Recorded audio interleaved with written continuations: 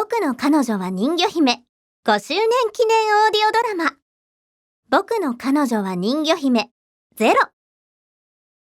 これはイオンさんたち狛江一族に人魚の血が入るきっかけとなった物語。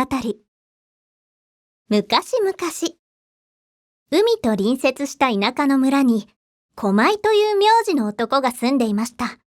彼は当時、人々の足の裏の安全を守る履物の工場をやっていた人だと言われているわ。とにかく、狛江さんはその日に大量の履物の注文を受け、いい気分で家に帰っていた。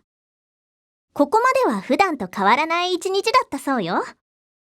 鳩場のほとりで人魚と出会うという史上初の事態に直面する前までは、村の鳩場で漁師たちが人魚を一匹捕まえて、生で食べるか揚げて食べるか性的に食べるか議論していたそうな。狛江さんは見なかったことにして通り過ぎようとしたの。でもちらっと人魚を見ようとして人魚と目が合ってしまった。同情を誘う視線攻撃。ポロポロこぼれ落ちる人魚の涙。なぜ人間が人間の形をした生命体を食べようとするのかという疑問と恨みがこもったかわいそうな表情。そして何より狛江さんは、その年にして女性と何の接点もない、いわゆるチェリーボーイでした。人魚は多くの伝説で知られている通り、基本的に美少女。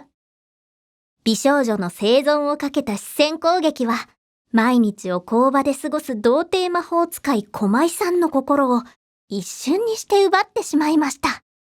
生まれて初めて美少女との恋愛フラグが立った童貞は積極的でした。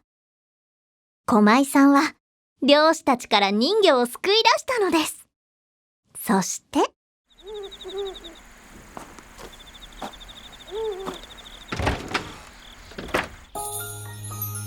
おやおや、もう日が暮れてしまった。もう周りには誰もおらぬようじゃが、私が尻尾を隠しておく必要はないのではないか。そんなことより、一体私をどこへ連れてきたのじゃ。人間の村からはだいぶ遠いようじゃが。ああ、お主の家なのか、ここが。そうか、やっと一息つけそうじゃ。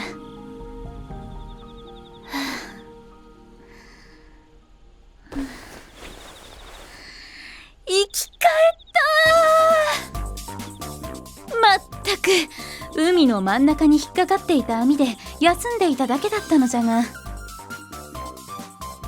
なんという災い。漁師とやらは恐ろしいやつらじゃ。人魚の肉を食べれば不老不死になる。人間の間ではそんな噂が広まっておるのか。危うく刺身にされて漁師に差し出されるところじゃった。改めて礼を言おう。私を助けてくれて本当に感謝しておる。息が荒いようじゃが、そんなに私が重かったのか。やはり人魚の体を抱いて歩くのは人間を抱いて歩くよりも少し大変かもしれんの。目のやり場がない？ああ、なるほど。お主も男じゃな。私の美しい鱗と尻尾なら少しくらい触ってもいいぞ。助けてもらったお礼だと思ってくれればいい。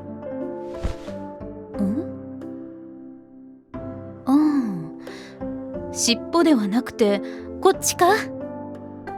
まあ人間の思考とやらはあまり理解できないのじゃが、人魚である私をそんな風に思ってくれるなら遠慮しなくていい。感謝の印じゃ。こんな風にくっついてみるのはどうじゃ。どうした？顔が真っ赤じゃ。大の大人がなぜそんなに恥ずかしがる？そんなに異性に免疫がないのか？あ、図星のようじゃな。なんだか申し訳ないの。ところでお主、結局私をどうするつもりじゃ？食べるつもりがないのなら、人魚である私が地上でできることなどほとんどないと思うのじゃが。それはどういうことじゃ？反対側の海辺？そっちには漁師たちがいないって？ちょっと待て。つまり私をそのまま海に返すつもりなのか？漁師たちから私を救うためにあんな大金を払ったのに？それなのに何もしないというのか？それはダメじゃ。領主に差し出されるのはごめんじゃが、私にも人魚としての自尊心がある。私が叶えてあげられそうな願い事を考えてみてはどうじゃ？ない？本当に？本当にただの気まぐれで助けただけだというのか？なんだかお主はまるで浦島太郎じゃ。竜宮に連れて行かねばならんの？到着するまで息をしてはいけないぞ。冗談じゃ。そんなに驚かれたら申し訳ない気持ちになる。しかしだからといってこれでは困ってしまうの。私はまだ。ああ、そうじゃ。やはりお主は鋭いの。その通りじゃ。今すぐ海に戻るのは少し困る。実を言うと竜宮からこっそり抜け出してきたのじゃ。ああ、別に何か事情があったわけではない。以前不思議な夢を見たのじゃが、ちょうど今日がその夢に出てきた日なのじゃ。暇つぶしにその夢の内容通りに行動してみようと思っただけだったのじゃが、乙姫としての暮らしにも飽きていたところだったのじゃ。ああ、そうじゃ。乙姫。この美しい鱗と尻尾を見ればわかるじゃろ。普通の人魚とは次元が違う宝石のようなものじゃ。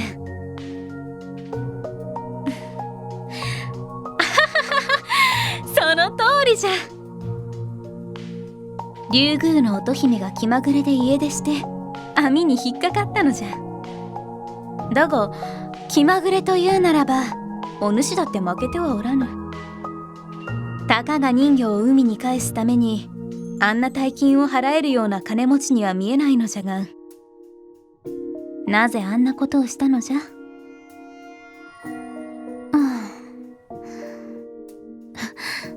夢を見たって？お主も？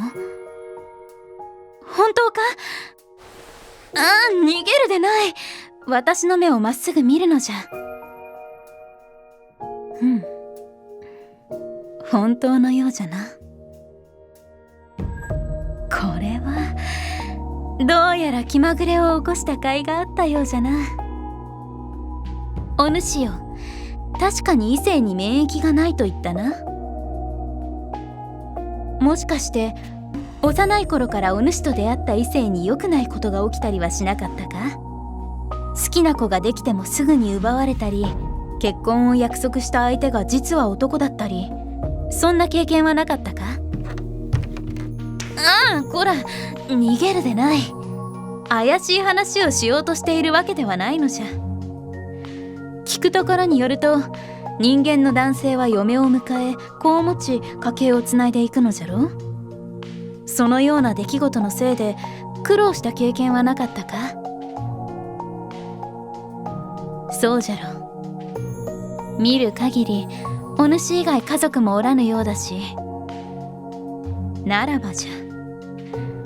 これらすべてが今日私と出会うための特別な力のせいだったと考えてみてはどうじゃ？特別な力、つまり変えることのできない流れとでも言おうか。そうじゃ、いわゆる運命の相手ということじゃ。私がまさにその相手なのじゃ。そう、目の前にいるこの私が。なぜ離れていくのじゃ。お主にとってもいい話ではないのか。捕まえた抵抗するでない。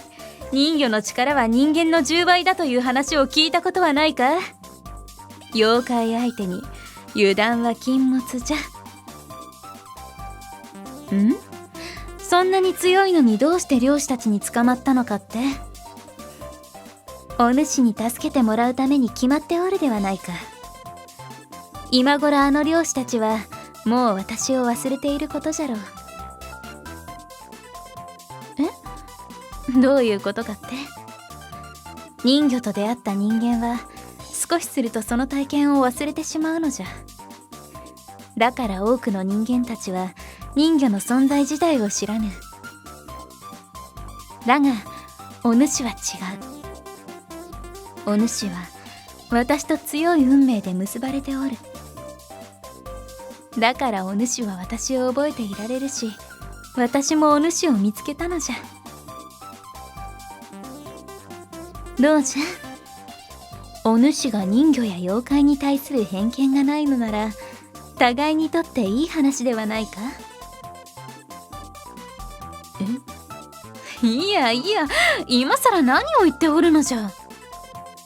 女の子ならば自分の体をもう少し大切にしろってお主というやつはかわいいの。口ではそんなことを言いながら、お主の視線は私の尻尾ではなく顔から離れないではないか。見とれておるのか。遠慮はいらぬぞ。お主にも選ぶ権利がある。こんな風に顔を近づけたついでに聞いてみるとしよう。お主よ、どう思っておる？私は美しいか？私はお主の運命の相手にふさわしいと思っておるのか？そうか。これは長い夜になりそうじゃ。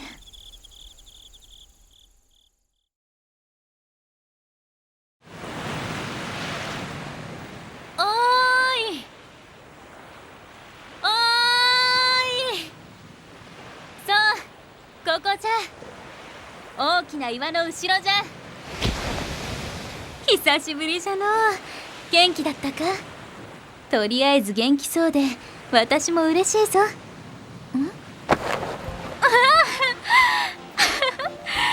これは会わないうちにずいぶん情熱的になったのではないか。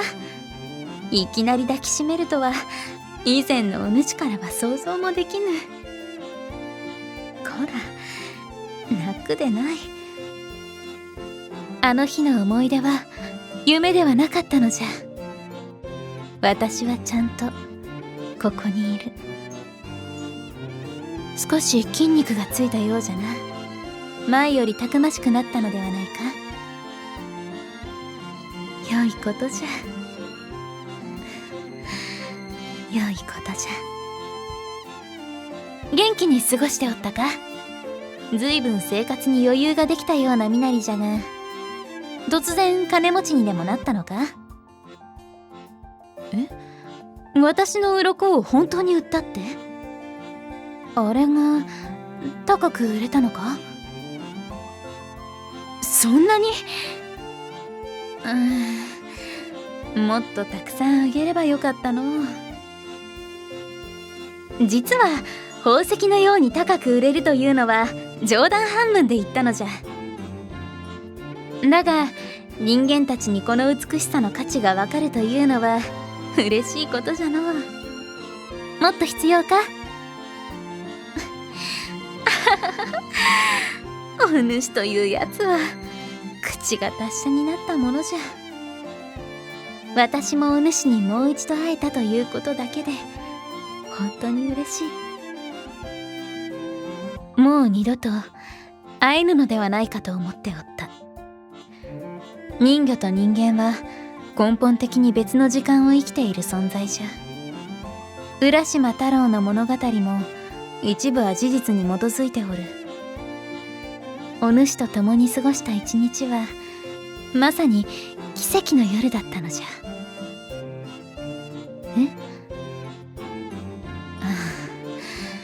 そういうことじゃ。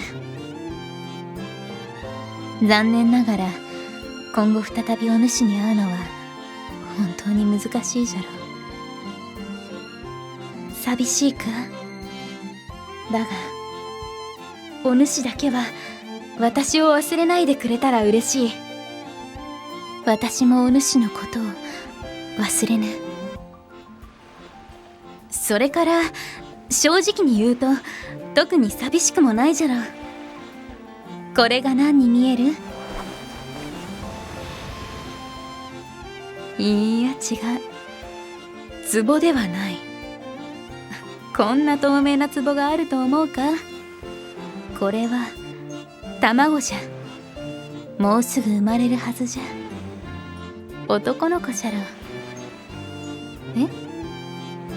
ああ、相変わらずお主は鋭いのう。そうじゃ、私とお主の子供じゃ。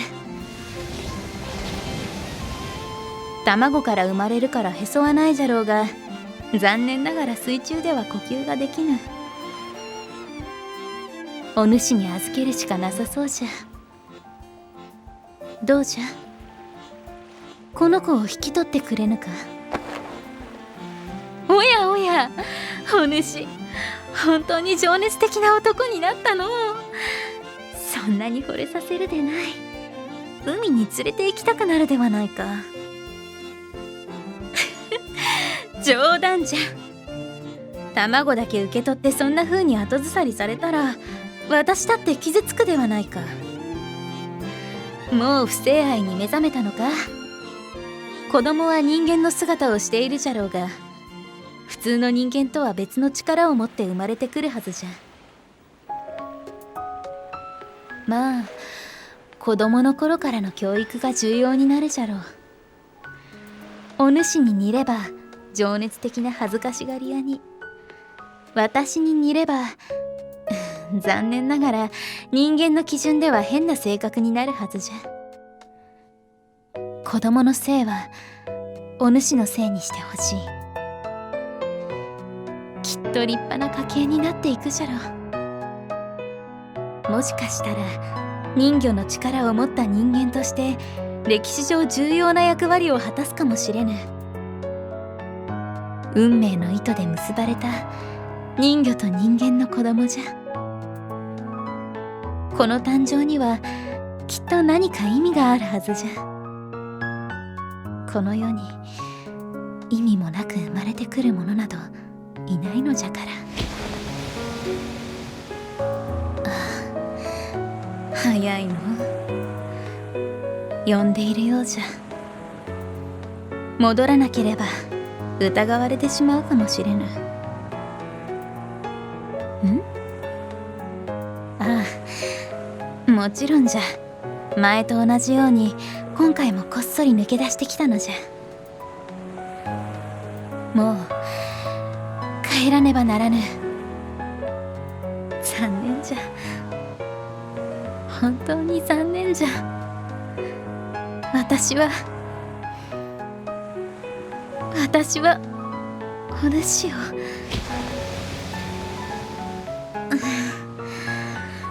何でもない。去りゆく者が口にするべき言葉ではないようじゃ。最後にもう少しそばに来てくれぬか？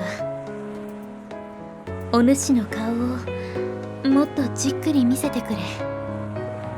目、鼻、耳、髪の毛、一つ一つ目に焼き付けて忘れぬように。お主の姿がよく見える夜でよかった。月が美しい。そうじゃろ。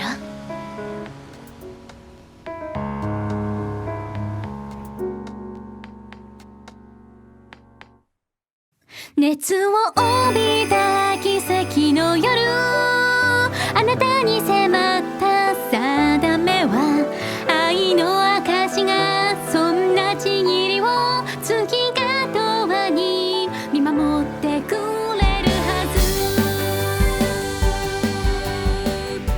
僕の彼女は人魚姫5周年記念オーディオドラマ、僕の彼女は人魚姫ゼロ。